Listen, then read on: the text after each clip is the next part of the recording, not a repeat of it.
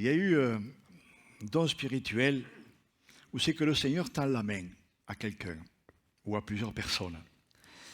Et ça m'a rappelé, je dirais quelque part, mon histoire. Oh, j'ai jamais été rebelle à Dieu ou à Jésus-Christ, même inconverti. J'ai toujours eu cette crainte intérieure de Dieu. Mais le corps de Christ, l'église locale, pas le bâtiment, mais les hommes et les femmes qui la composent, ça, ça c'était un refouloir pour moi. Et je vous l'avais déjà entendu ce témoignage il y a bien longtemps. Mon frère Michel me dit, BTS, cette année on va au Chambon-sur-Lignon. Alors moi je me suis dit, cause de toujours, tu m'intéresses. J'avais vraiment pas envie, mais je ne le voulais pas. Mais je ne le voulais vraiment pas, je n'avais vraiment pas envie. Mais comme avec mon frère, on est quand même bien liés, ben on a partagé. Et on est monté sur le Chambon-sur-Lignon. Sauf qu'en cours de route, j'ai fait des colites néphrétiques très sérieuses, grossissement des parties, piqûres tous les jours et avec la crainte d'une ablation. Pour monter sur le Chambon-sur-Lignon, on était à Vallon-Pont d'Arc, je ne pouvais pas conduire, donc mon épouse a pris le volant et on a fait 120 km, on a mis 6 heures. Je peux vous dire que le combat était rude, mais il était sérieusement rude. Et je vous avoue que là, j'ai senti que quelqu'un ne voulait pas que j'y aille. Le malin, celui qui est l'ennemi de nos âmes, qui ne veut surtout pas qu'on s'approche de Dieu ni de Jésus-Christ, qui veut qu'on reste quelque part trempé dans notre bain, plutôt boueux, plutôt noueux, hein. Eh bien j'ai compris qu'il ne voulait pas que j'y monte, qu'on y monte. Et là, dans mon cœur, j'ai dit, toi, tu veux pas que j'y monte? Eh bien, même si je dois y aller sur les rotules, j'y monterai. Oh, je vous avoue que ça a été rude. Hein. Ça a été vraiment âpre, ça a été très, très, très douloureux. Quand on est arrivé sur le Chambon, les frères sont arrivés, ils ont prié, et quasi instantanément, je n'avais plus rien. Oh, ça ne s'est pas arrêté là, ne vous imaginez pas que là j'ai été changé et transformé. Hein. Je sors de bon sujet, mais je n'ai pas été changé et transformé comme ça d'un coup de baguette magique. Hein. Mais là j'ai obtenu une première victoire. Oh, ça n'a pas été simple, ça n'a pas été simple. Vous savez, je suis rebelle par nature. Que voulez-vous que j'y fasse? Le Seigneur m'a créé comme ça. Hein? Mais combien je lui rends grâce. Si vous saviez combien je suis heureux de lui appartenir. On pourrait se dire, mais ce sont des fous. Ils sont fous, ces gens. Dans le monde, je suis bien plus heureux. Je fais ce que je veux, je pense ce que je veux, je me conduis comme je veux. Oui, c'est vrai. J'étais relativement comme cela. Tout en ayant au très fond de moi-même cette crainte de Dieu, qui me gardait, qui m'empêchait, je dirais quelque part, de dépasser certaines limites. Et je pense que pour plusieurs d'entre vous, ça a été le cas. Mais petit à petit, année après année, quelle joie de lui appartenir. Quelle joie de ne jamais cesser de prier. Vous savez, la puissance de la prière. Je ne sais pas si on comprend ce que ça veut dire, la puissance de la prière. J'ai entendu un reportage où c'est qu'un homme qui était polonais, puisqu'il est décédé depuis pas mal de temps, était convaincu de la puissance de la prière. Et cet homme-là, en début de la guerre, dans les années 41, 42, avait entendu parler d'un camp de concentration qui s'appelle Auschwitz. Et il ne comprenait pas qu'est-ce que c'était que ce camp.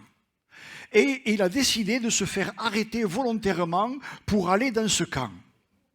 Il dit lui-même que quand il est arrivé aux portes de ce camp, j'avais entendu parler de l'enfer, mais maintenant je rentre en enfer. Pour un juif, la durée de vie était de 15 jours, pour un Polonais de 1 mois et demi. Il a survécu. Et il a mis tout en œuvre par la puissance de la prière pour que le maximum de ces gens qui étaient placés entre ses mains puissent s'en sortir. La puissance de la prière. Dans des conditions pareilles, on pourrait se dire Dieu n'est pas là. Dieu est absent. Dieu n'existe pas. C'est pas possible. Je ne sais pas si on s'imagine le creuset dans lequel il était. C'est abominable. C'est hors de sens. Mais il dit la puissance de la prière. Il croyait dans la puissance de la prière. Est-ce que l'on croit dans la puissance de la prière? J'ai fait un constat cet été qui nous concerne et qui m'a profondément attristé. Beaucoup de nos frères et de nos sœurs dans le monde sont persécutés et ils aimeraient être à notre place. Qu'est-ce qu'ils aimeraient pouvoir se réunir librement? Ils sauteraient de joie, ils exalteraient, ils éclateraient en chant d'allégresse. Et ils ne peuvent pas, mais ils le font, là, au fond de leur cœur. Là, au fond de leur cœur, si on pouvait voir, ils sautent, ils chantent, ils célèbrent. Voyez un petit peu? Mais nous, on est confortablement assis. On est bien assis, n'est-ce pas? Et je me mets à votre place parce que je suis avec vous, parmi vous. Et je vous assure que ce que je vous prêche, je me le dis à moi. Je me juge et même des fois je me condamne. Mais gloire à Dieu, il est là, il est présent. Je me suis rendu compte d'une chose, c'est que plus on voulait du confort, moins on voulait du spirituel. Vous n'avez jamais remarqué ça? Autrefois, dans le camp de vacances sur lequel on travaille depuis des années, c'était un camp de cabanes, de cabanons. Quand il pleuvait, on pouvait entendre la musique, le son de la pluie, dans une casserole, dans une assiette, dans un verre. Voyez un petit peu? Et il fallait trouver un endroit pour ne pas ramasser la pluie sur la figure, même étant à l'intérieur. Quel confort on avait! Wow. Ah, il n'y avait pas de confort, hein? Pas de micro-ondes, pas de frigo, ou très peu. Franchement, quand il faisait froid, il n'y avait pas de chauffage. Il fallait s'habiller. Mais il y avait quelque chose d'extraordinaire. La puissance de la prière, la puissance du Saint-Esprit. Les gens étaient heureux d'être là. Ils étaient heureux d'être là. Ils venaient là, non pas pour avoir du confort, mais pour être auprès du Seigneur. Et aujourd'hui, malheureusement, c'est plus tout à fait pareil. On aime le confort, hein? Être bien assis, avoir un bon petit micro-ondes, hein? Avoir un bon frigo avec un petit congélateur. Est-ce qu'il y aura un frigo et un congélateur? Ah non, il n'y en aura pas. Je ne viens pas, hein? Parce que je veux un frigo, un petit congélateur. Il y aura du chauffage? C'est pas sûr. Oui. Pourquoi sommes-nous là ce matin? Pour du confort? Ou pour se réjouir ensemble devant notre Seigneur? Je crois que tout est là. Oh, je suis comme vous, ouais, j'aime le confort. On aime tous le confort. Honnêtement, on est habitué au confort. Et plus on a du confort, et plus on veut du confort. Et c'est logique. Autrefois, quand on se mariait, on n'avait pas grand-chose dans une maison. Maintenant, quand on se marie, on a tout. Ah, c'est beau quand même. On n'a besoin de rien acheter. Tout nous est offert. C'est pas formidable, ça? C'est formidable, ça, quand même, hein? C'est beau, n'est-ce pas? Mon père me racontait qu'autrefois, pour faire une table de chevet, il prenait une caisse d'orange. Vous savez, elles étaient en bois, il y avait un compartiment au milieu, là. C'était bien, hein? Vous mettez ça d'un côté du lit, de l'autre côté du lit, ça faisait 2 bonnes tables de nuit. C'est pas formidable? Alors, vous en voudriez pas maintenant. Quoique, ça pourrait revenir à la mode, hein? C'est comme les palettes pour faire des lits, n'est-ce pas? Bon, mais enfin, quand même, un bon matelas, c'est quand même pas mieux. Hein? Mes frères et mes sœurs, qu'est-ce qu'on a besoin vraiment de chercher le Seigneur? On a besoin vraiment de se réjouir, de lui appartenir. Alors je vais vous lire un psaume qui je trouve qui est extraordinaire. C'est le psaume de David, mais je me disais, Seigneur, si ça pouvait être notre psaume, si les mots qu'on va lire pouvaient ne plus être les mots de David, mais les nôtres. Je les fais miens. Quand vous lisez la parole de Dieu, comment vous la lisez? Vous la lisez dans ce qu'elle a été autrefois ou dans ce qu'elle est maintenant et de ce qu'elle pourrait vous apporter aujourd'hui et demain? Je ne sais pas, hein? Réfléchissons. Mon âme bénit l'Éternel, que tout ce qui est en moi bénisse son Saint-Nom. Mon âme bénit l'Éternel et n'oublie aucun de ses bienfaits. Écoutez bien, c'est lui qui pardonne toutes mes iniquités. Oui, les miennes, les vôtres. Qui guérit toutes mes maladies. C'est lui qui rassasie de bien ma vieillesse. Je suis jeune encore, Seigneur, quand même, un petit peu. Hein? Qui me fait rajeunir comme l'aigle. Ça, c'est une vue de l'esprit, mais c'est une réalité au très fond de moi-même. L'Éternel fait justice, il fait droit à tous les opprimés. Il a manifesté ses voies à Moïse, ses œuvres aux enfants d'Israël. L'Éternel, ah mon Dieu, Dieu est bon. L'Éternel est miséricordieux et compatissant, lent à la colère et riche en bonté. Il ne conteste pas sans cesse, il ne garde pas sa colère à toujours, il ne nous traite pas selon nos péchés, il ne nous punit pas selon nos iniquités. Mais autant les cieux sont élevés au-dessus de la terre, autant sa bonté est grande pour ceux qui le craignent. Je fais une petite pause là, même si je sors de mes notes, c'est pas grave. Qui le craignent, mais qui l'aiment en fait. Parce que ce mot craindre en français, ça signifie peur, un peu contrainte, obligation. C'est comme si on avait une épée sur la tête, un bâton. Non, c'est pas ça. Autant sa bonté grande pour ceux qui le craignent, pour ceux qui l'aiment, permettez-moi de rajouter. Autant l'Orient est éloigné de l'Occident, autant il éloigne de nous mes transgressions. Comme un père a compassion de ses enfants, l'Éternel a compassion de ceux qui le craignent. Je rajoute qu'il aime. Car il sait, de quoi nous sommes formés. Il se souvient que nous sommes poussière. L'homme, ses jours sont comme l'herbe, il fleurit comme la fleur des champs.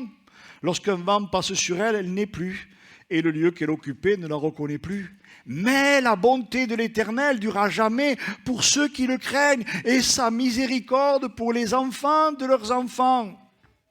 La bénédiction de l'Éternel, pour ceux qui gardent son alliance et se souviennent de ses commandements afin de les accomplir. L'Éternel a établi son trône dans les cieux et son règne domine sur toutes choses. Et ce qui suit, je crois que ça a été dit. Bénissez l'Éternel, vous ses anges, qui êtes puissants en force et qui exécutez ses ordres en obéissant à la voix de sa parole. Bénissez l'Éternel, vous toutes ses armées, qui êtes ses serviteurs et qui faites sa volonté.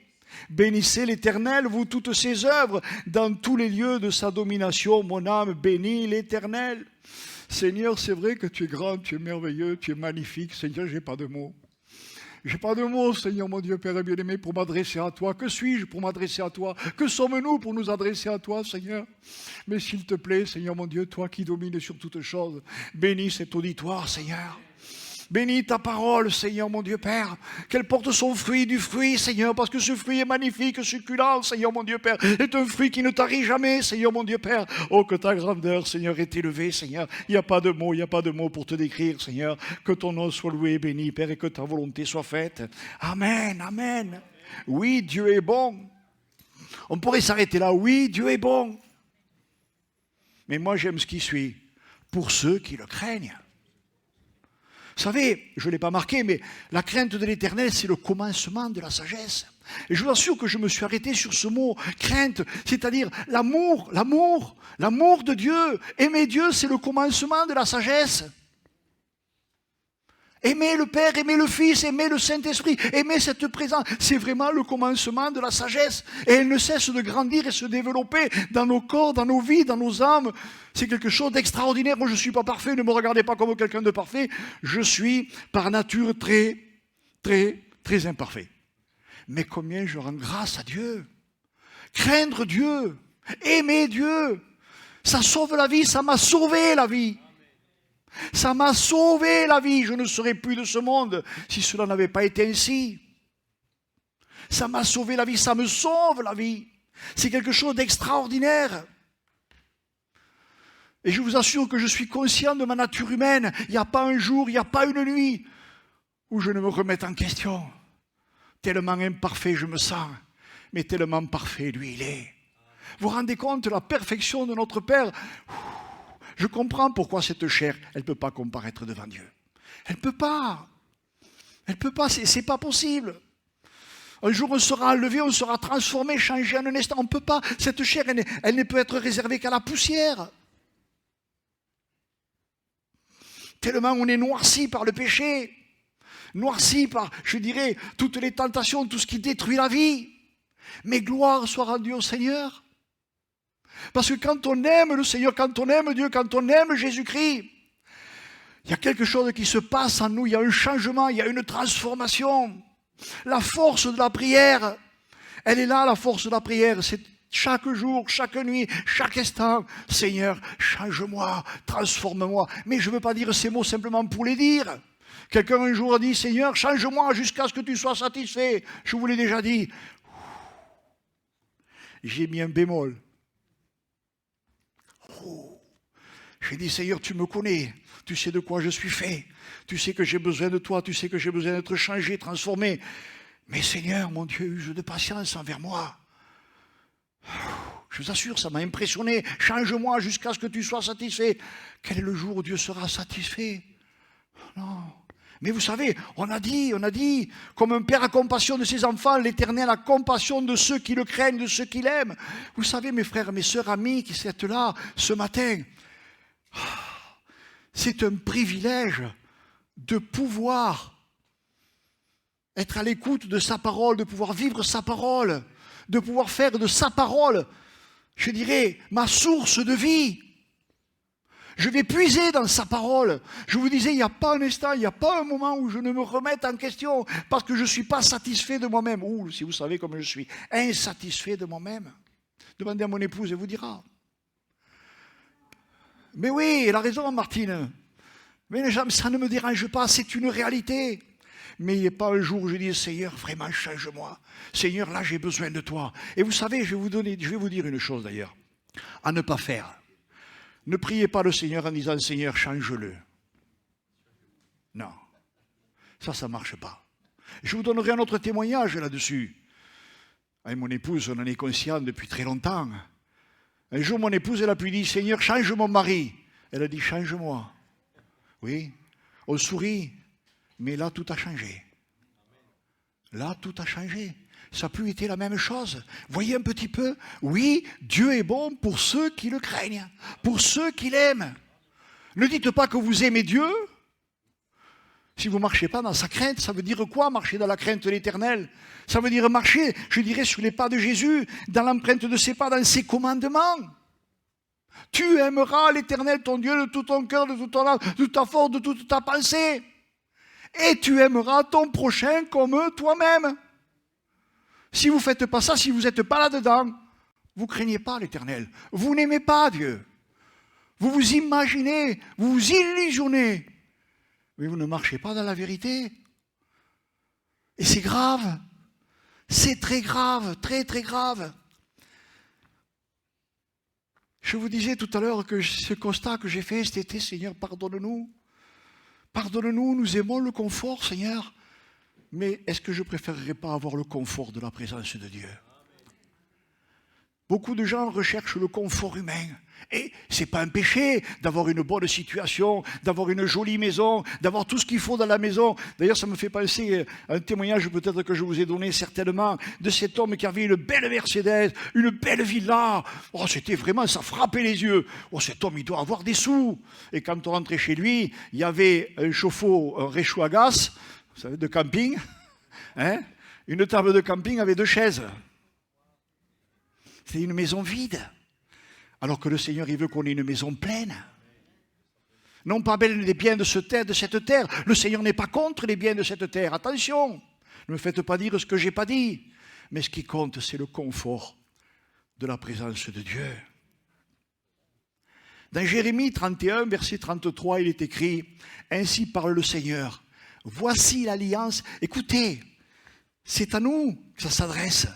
Bien que c'était dans l'Ancien Testament, mais moi je le prends pour moi. Voici l'alliance que je ferai avec eux quand le moment s'en sera venu. Je ferai pénétrer mes lois dans leur cœur et je graverai ma volonté dans leurs pensées. Puis il ajoute, je ne me souviendrai absolument plus de leurs péchés ni de leurs offenses.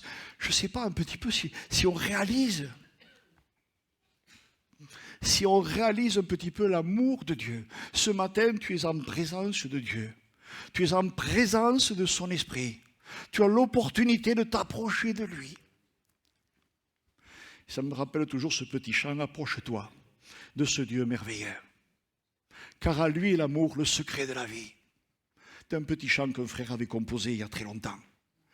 Mais combien c'est vrai, on a des opportunités qui peuvent changer notre vie, la transformer totalement, entièrement. Est-ce que nous la saisissons? Est-ce que nous la prenons? Ou est-ce que nous faisons que l'écouter? Et puis on repart comme on est venu. C'est triste quand même. Vous savez, des fois je me dis, il y a tellement de gens qui sont dans le malheur, qui sont tristes, qui n'ont plus goût à la vie, rien du tout. Et vous leur tendez la main pour les sortir, je dirais, des ornières dans lesquelles ils sont. Ils savent qu'ils en ont besoin, mais ça, ils ne vous prendront pas la main. Ils vont rester dans leur boue, dans leur péché, ils vont rester dans leur misère. C'est terrible. Vous voulez les aider, leur apporter tout ce qu'il faut pour les sortir de là où ils sont. Non, ils ne prennent pas, ils ne vous prendront pas la main. Alors que le Seigneur veut faire avec nous une alliance. Ce n'est pas une alliance humaine, c'est une alliance divine. Une alliance extraordinaire. Jésus, à la croix, a versé son sang pour chacun d'entre nous. Il a versé son sang pour moi. Et là, je vous assure, je dis pardon, Seigneur, donne-moi de le réaliser chaque jour davantage, pleinement, entièrement. Parce que je m'avoue que des fois, je dis, Seigneur, mon Dieu, mais comment tu peux avoir un tel amour? Comment tu peux nous aimer d'une telle manière? J'ai aimé ce frère qui disait, imaginez-vous qu'on vous dise, tiens, donne-moi ton fils pour sauver la vie de celui-là. Quel est le père qui ferait ça? Quel est le père qui serait en capacité de dire, tiens, mais je te donne mon fils, prends sa vie pour sauver la tienne? Y en a-t-il beaucoup qui feraient ça? Dites-moi, soyons honnêtes, hein? Soyons honnêtes, non. Et pourtant, Dieu a donné son fils. Dieu est venu en chair sur cette terre pour mourir à la croix pour chacun d'entre nous. Je crois que tout est là, Seigneur mon Dieu. Ce matin, peut-être que tu veux parler à quelqu'un, parler à une âme, un esprit. Ô Père, que ta volonté soit faite. Combien c'est bon de lui appartenir. Je sais qu'un jour mes yeux le verront. Hébreux 10, 18 nous dit, or là où les péchés sont réellement pardonnés, est-il encore besoin de sacrifier pour les effacer? Ainsi donc mes frères, mes sœurs, je rajouterai, parce que Jésus a versé son sang, nous avons un libre accès au sanctuaire éternel. Sa mort nous donne l'assurance de pouvoir pénétrer dans le lieu très saint. Il en a frayé le chemin, un chemin nouveau qui nous mène à la vie au-delà du voile du sanctuaire. Il a pu l'inaugurer parce qu'il a pris sur lui la nature humaine et qu'il a offert son corps en sacrifice. Des fois, quand je lis la parole et que je vois Jésus qui s'assoit sur la margelle du puits parce qu'il est fatigué. Waouh! Comment Jésus peut être fatigué? Mais c'est pas possible quand même. Dieu peut-il être fatigué? Ben non. Sauf que il est dans un corps humain. Eh oui. Il est dans un corps humain, et ce corps humain, à un moment donné, il était fatigué. C'est beau quand même, hein? C'est beau parce que il a été comme nous dans un corps de chair, il sait ce que c'est qu'un corps de chair. Mais il a fait quelque chose d'extraordinaire assis sur cette margelle du puits. Hein? Ça a été beau quand même, hein? Il a frayé un chemin nouveau. Je ne le connaissais pas, moi, ce chemin nouveau. Est-ce que tu le connais, ce chemin nouveau? Des fois, on en cherche des chemins, hein? On cherche des raccourcis. Mon père, il aimait beaucoup les raccourcis, sauf qu'on faisait 20 km en plus. Il avait le sens des raccourcis à sa manière. Hein? Mais nous, on est un peu pareil. On a un raccourci, une ligne droite, là. Et nous, on va aller faire le tour là-bas. Pourquoi? On ne sait pas. Là-bas, on va faire un grand détour, alors qu'on a quelqu'un qui nous tend la main pour changer notre vie. Quelqu'un qui nous aime, qui veut nous aimer, qui veut nous apprendre ce que c'est qu'aimer. Et des fois, on est là, on ne bouge pas. On va faire de myriades de détours. Oh, j'ai attendu, j'ai résisté, dans le mauvais sens du terme, jusqu'au jour où j'ai réalisé que c'était une folie. C'était une folie. Alors j'ai accepté. Et je continue d'accepter. Marcher avec Jésus. Puisque nous avons un grand prêtre si éminent, placé à la tête de la véritable maison de Dieu, allons donc à lui d'un cœur droit et sincère. Je reprends, oui, Dieu est bon pour ceux qui le craignent. Mes frères et mes sœurs, on a entendu ça, vous l'avez entendu tellement souvent. Tellement souvent, Seigneur, pardon. Bientôt, tu pourras faire de nous des foie gras. Parce qu'on est gavés. Gavés. Et à force d'être gavé, on ne peut plus bouger. Mais le Seigneur, il ne veut pas faire de nous des foie gras. Il veut faire de nous des foie maigres. Vous savez pourquoi? Parce que je reconnais que quand je suis faible, c'est là que le Seigneur me rend fort. Et je vais vous faire un aveu, je me sens de plus en plus faible. Tellement j'ai besoin de mon Seigneur, j'ai besoin de mon Sauveur. Mon Dieu! Allons donc à lui d'un cœur droit et sincère, avec la joyeuse assurance que nous donne la foi, sachant que nos cœurs ont été purifiés. Là aussi, est-ce que ton cœur a été purifié? de tout ce qui pesait sur nos consciences, tout comme nos corps sont lavés lorsque nous les avons baignés dans l'eau claire. Restons fermement attachés à l'espérance que nous avons reconnue comme vraie. Celui qui nous a fait les promesses est entièrement digne de confiance. Nous pouvons être sûrs qu'il tiendra parole. Veillons les uns sur les autres pour nous encourager à mieux nous aimer et à faire du bien autour de nous. Ne prenons pas comme certains l'habitude de délaisser nos réunions. Au contraire, soutenons-nous mutuellement et encourageons-nous dans la foi, d'autant plus sérieusement que vous voyez s'approcher le grand jour du retour du Seigneur. Ah là là, mon Dieu, pardon. Pourquoi faut-il toujours dire et se répéter? Et je me le dis à moi-même, Seigneur, mon Dieu, mais jusqu'à quand, jusqu'où irai-je pour comprendre parfois ce que tu veux nous dire, ce que tu veux nous appeler à être? Pour ceux qui le craignent, qui l'aiment, est-ce que dans mon cœur j'aime vraiment Jésus? Soyons honnêtes, est-ce que vraiment j'aime Jésus? Est-ce que vraiment je veux aimer Jésus? Je crois que c'est ça, c'est de ça qu'on devrait être revêtu aujourd'hui. Bien sûr, on est dans un corps de chair avec tout ce qui nous fait la guerre, parce que ce corps, il est incapable de faire la volonté de Dieu. Mais Dieu nous a donné son esprit, il nous a fait un cadeau somptueux. Et j'ai aimé ce frère qui disait dans une prédication, la parole de Dieu, elle n'est pas compliquée, elle est à la portée de tous. Il n'y a pas besoin d'avoir un bac, il n'y a pas besoin d'avoir un BTS, je ne sais pas quoi, pour comprendre la parole de Dieu. La parole de Dieu, elle est à la portée de tous. À condition que nous la faisions nôtre.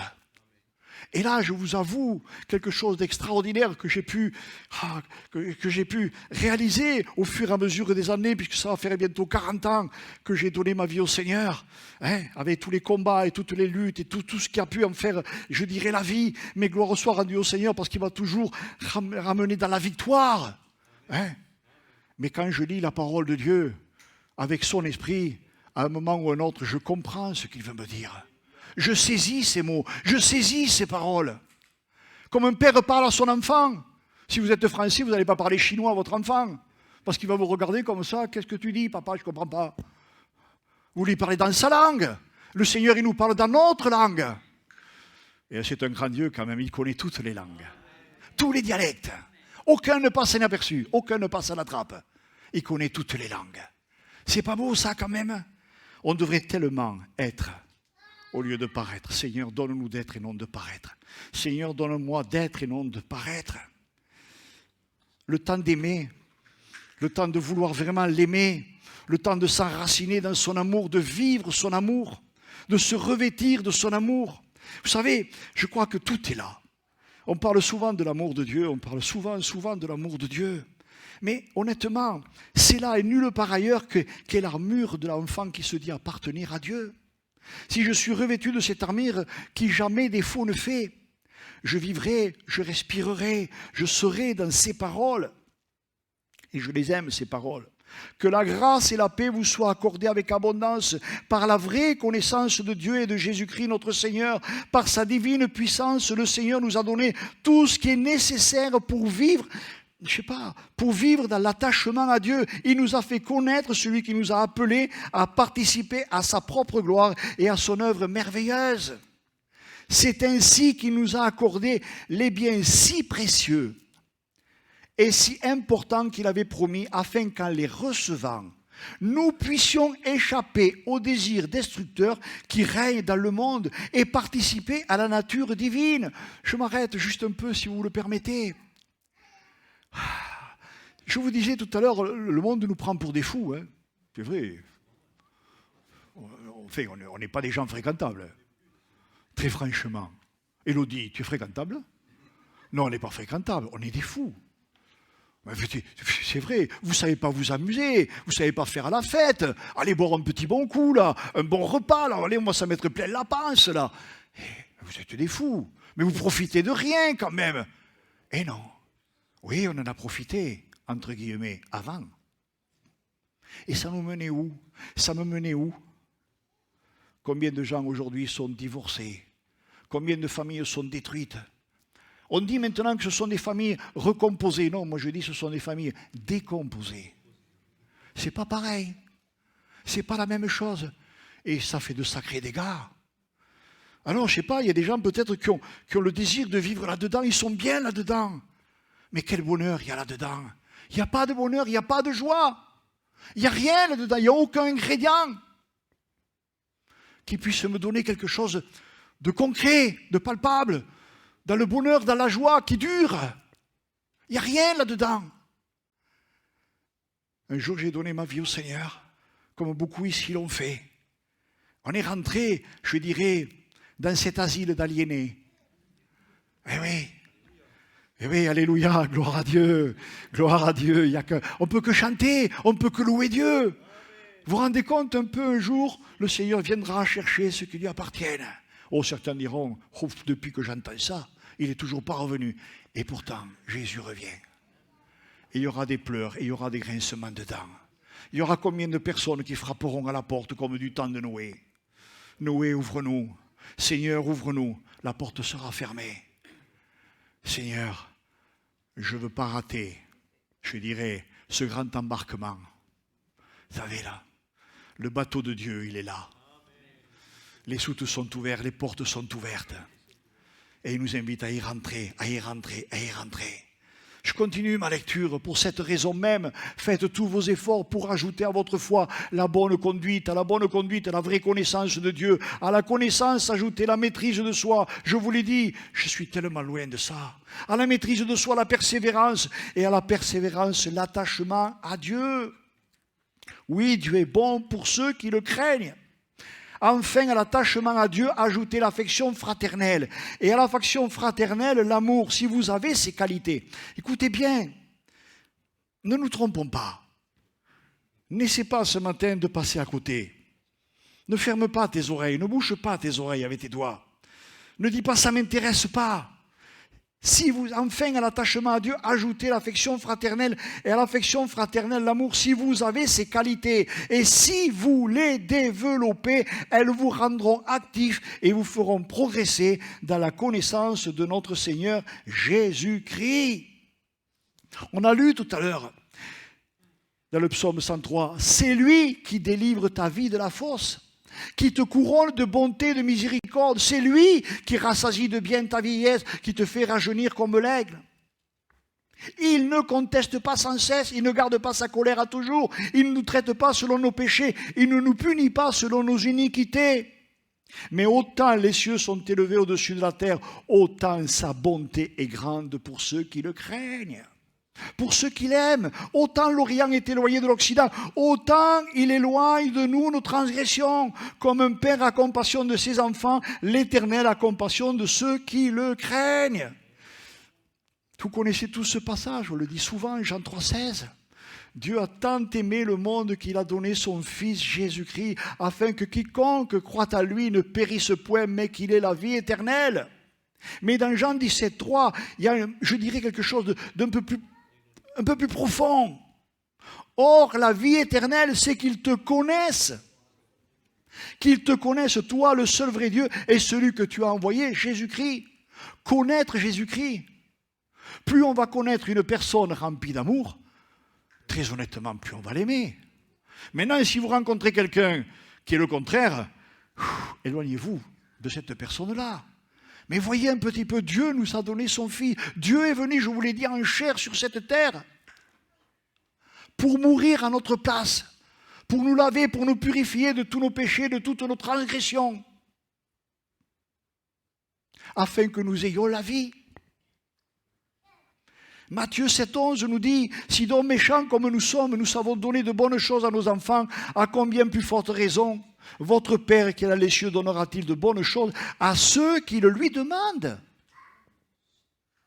Au verset 13, il est écrit « Entrez par la porte étroite, car large est la porte et spacieux le chemin qui mène à la perdition. Il y en a beaucoup qui entrent par là, mais étroite est la porte, resserrez le chemin qui mène à la vie, et il y en a peu qui le trouvent. » Vous voyez sur ce passage, étroite est la porte.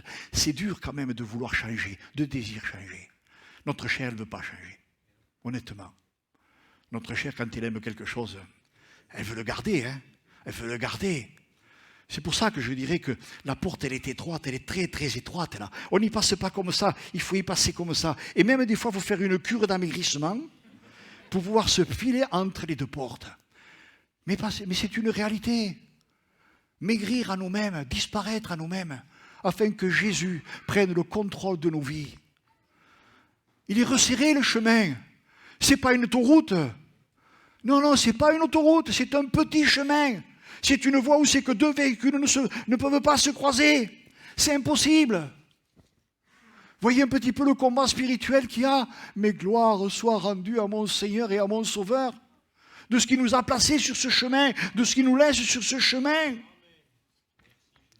Philippiens 2,12, ainsi mes bien-aimés, comme vous avez toujours obéi, mettez en œuvre votre salut avec crainte et tremblement. C'est Dieu qui produit en vous le vouloir et le faire selon son bon plaisir.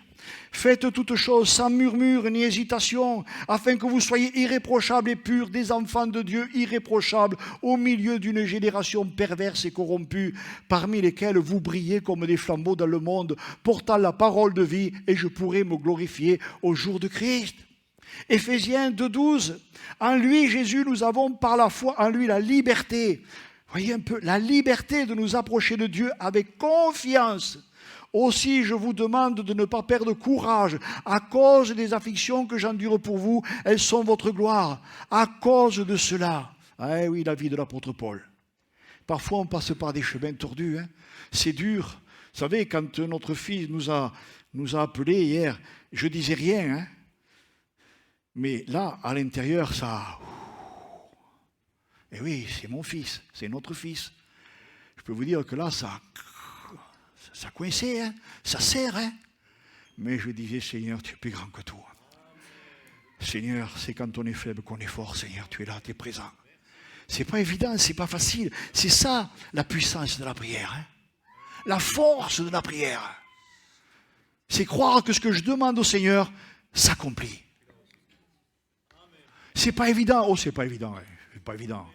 Je ne vais pas vous dire que ça coule de source. Non, je mentirai. C'est un combat. C'est une lutte. Je ne m'adresse plus à des hommes. Je ne m'adresse plus à des choses que je vois. Je m'adresse à Dieu que je ne vois pas. Mais je sais qu'il est là, qu'il est présent, qu'il entend mes prières et qu'il répond à mes prières. Pourquoi?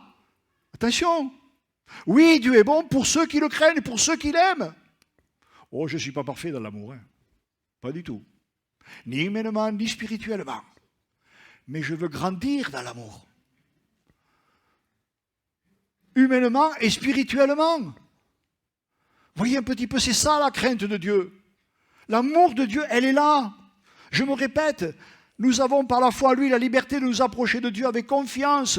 Aussi, je vous demande de ne pas perdre courage à cause des afflictions que j'endure pour vous, elles sont votre gloire. À cause de cela, je fléchis les genoux devant le Père, de qui toute famille dans les cieux et sur la terre tire son nom, afin qu'il nous donne, selon la richesse de sa gloire, d'être puissamment fortifiés par son esprit dans l'homme intérieur, en sorte que Christ habite dans nos cœurs par la foi, afin qu'étant enracinés et fondés dans l'amour, nous puissions comprendre avec tous les saints quelle est la largeur, la longueur, la profondeur et la hauteur, et connaître l'amour de Christ qui surpasse toute connaissance, en sorte que nous soyons remplis jusqu'à toute la plénitude de Dieu. Or, à celui qui peut faire par la puissance qui agit en nous infiniment au-delà de tout ce que nous demandons ou pensons, à lui soit la gloire dans l'Église et en Jésus-Christ dans toutes les générations, au siècle des siècles. Amen. Amen. Amen, amen, amen, amen, amen. Oui, Dieu est bon pour ceux qui le craignent. Et là, peut-être que ça ne va pas vous plaire, mais tant pis. Éphésiens 4,31 nous dit: faites disparaître du milieu de vous toute mauvaise humeur. Ça m'arrive, hein. Toute aigreur, ça m'arrive. Toute rancune. Et ça, je n'ai pas trop connu la rancune, hein, dans un sens mauvais. Et tout esprit de revendication. Ah, ça, je suis un revendicateur, ça c'est bon. On n'en parlera pas. Hein. Bon. Bannissez de votre vie les expressions de colère, les injures, les criailleries et les remarques blessantes. On sourit, on rigole. Mon Dieu, dans le peuple de Dieu, au milieu du peuple de Dieu, on ne devrait entendre que de bonnes choses. Que de bonnes choses. On devrait entendre que ce qui est louable. Tout ce qui vient de Dieu, tout ce qui est bon, tout ce qui est agréable, tout ce qui est digne de louange. On devrait entendre que ça. Que ça. Les aigreurs, D'ailleurs, vous savez, les aigreurs, on est obligé de prendre un cachet pour les enlever. C'est pas bon. C'est pas bon, c'est vrai. C'est pas bon, ça détruit le corps. La rancune. Ah, la rancune, mon Dieu, la rancune. Mais c'est horrible, ça. Oh, la rancune, mais c'est abominable, la rancune. Hein, esprit de revendication. Je ne vais pas rentrer dedans. J'y ai vécu. Des fois, c'est logique, c'est normal. Il faut savoir demander. Demandez, vous recevrez. Cherchez, vous trouverez. Frappez, l'on vous ouvrira. Mais je ne revendique pas pour revendiquer. Ça sert à quoi, mon Dieu? On est frères, on est sœurs. On appartient à Jésus-Christ. Oh, mon Dieu Seigneur, combien nous avons besoin de toi. Combien j'ai besoin de toi. 1 Jean 4,20 nous dit, je vous l'ai sous-entendu tout à l'heure, si quelqu'un dit « j'aime Dieu » et s'il déteste son frère ou sa sœur, c'est un menteur.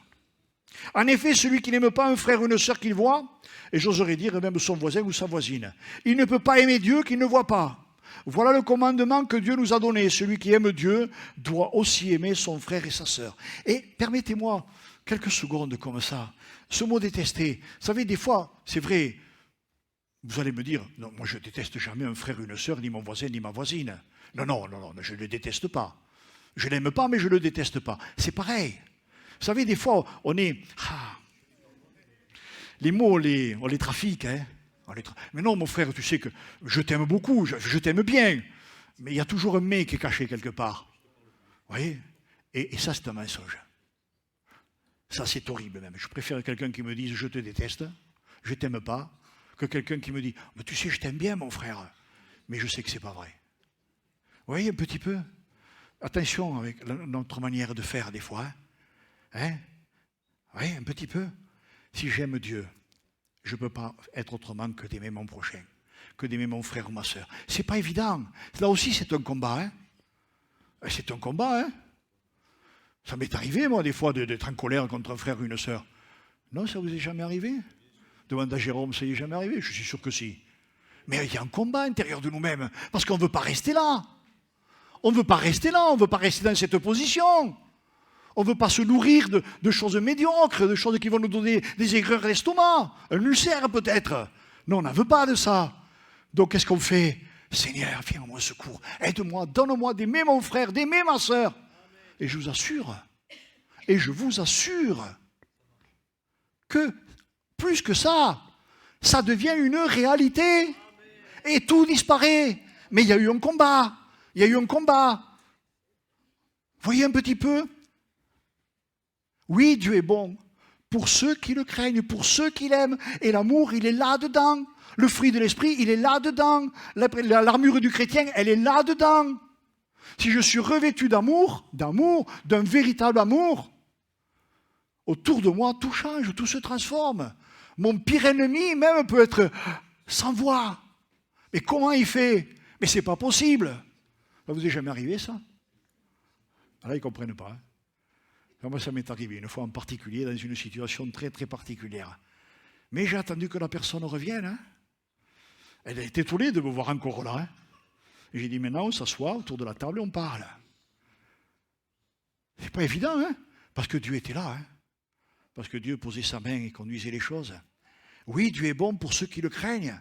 Hébreux 11,5 nous dit, c'est par la foi qu'Enoch fut enlevé pour qu'il ne voie point la mort. Il ne paraît plus parce que Dieu l'avait enlevé, car avant son enlèvement, il avait reçu le témoignage qu'il était agréable à Dieu. Un jour, on sera enlevé. Et vous savez pourquoi? Parce qu'on aura rendu témoignage qu'on est agréable à Dieu.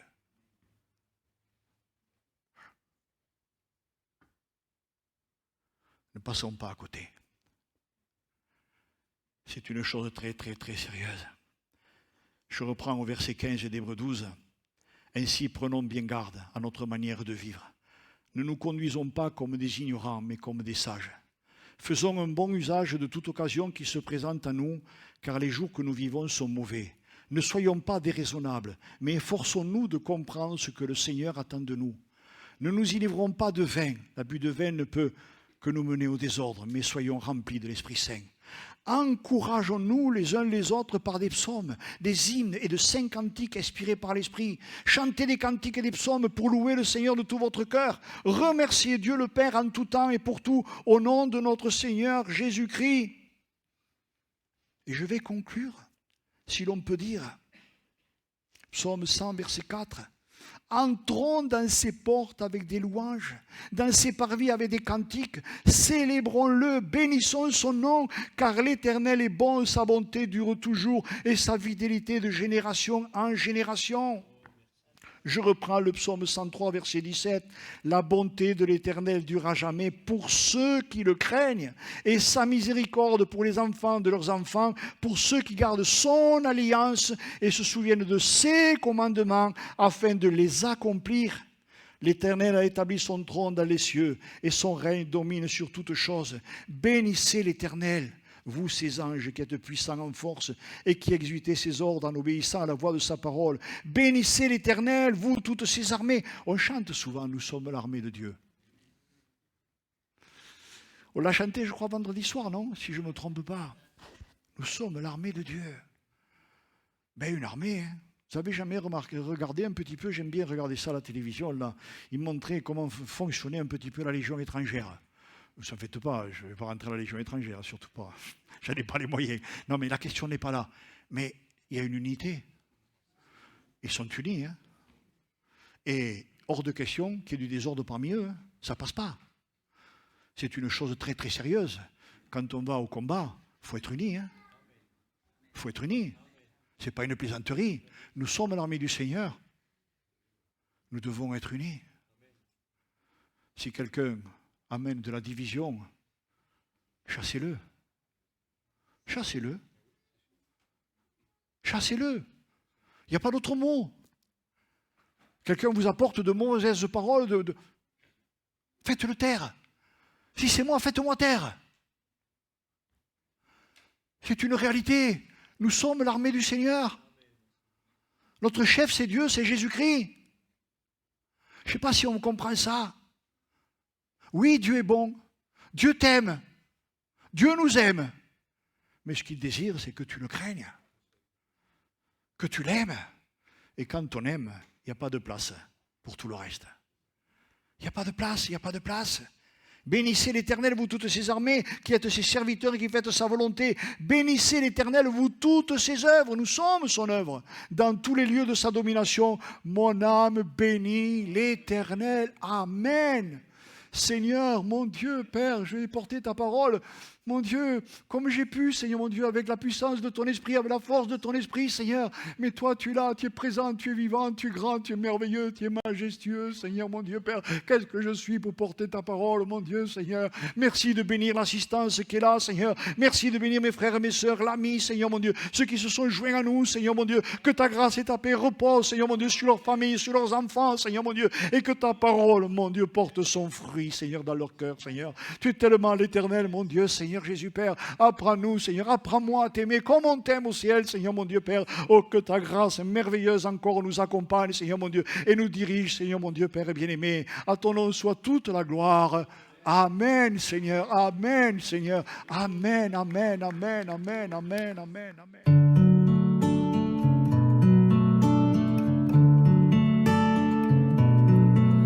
Well, I heard there was a secret chord that David played and it pleased the Lord. But you don't really care for music, do ya? Well, it goes like this, the fourth, the fifth, minor fall and the major lift, the baffled king composing hallelujah, hallelujah, hallelujah, hallelujah, hallelujah.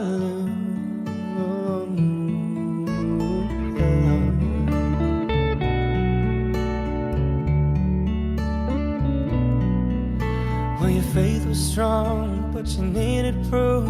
You saw her bathing on the roof, her beauty in the moonlight overthrew you. She tied you to her kitchen chair, she broke your throat and she cut your hair in front